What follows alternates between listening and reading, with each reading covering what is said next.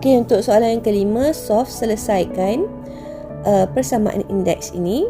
Jadi bila kita nak selesaikan persamaan indeks, syarat utama mesti base yang samalah.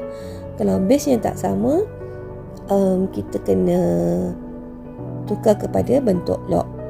Okey, yang kedua, kamu kena tahu beza soalan simplify dengan solve. Simplify, apa dia simplify? Permudahkan. Bila soalan permudahkan, jawapan mesti dalam base. Maksudnya, kalau macam ni, kalau kita selesaikan, dia akan jadi 9n tambah 3. Okey, base-nya masih ada.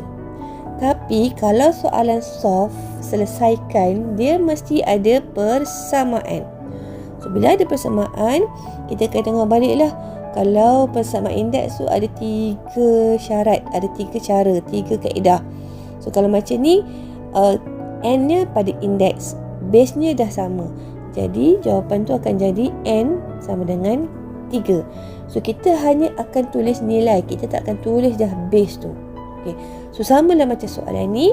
Sekarang base-nya dah sama. Jadi, kita akan tulis sebagai 3 tolak 2x sama dengan negatif x.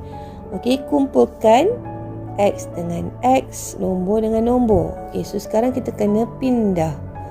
Bila kena pindah, maksudnya kena tukar tanda. Apa yang ada dekat sebelah kiri ni bawa turun. Jangan tukar tanda. Benda yang kita nak pindah mesti tukar tanda. Okey. 3 akan pindah ke kanan.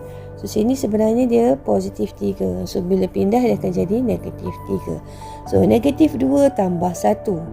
Negatif x sama dengan negatif 3. Disebabkan x ni, unknown ni tak boleh negatif, dia mesti positif.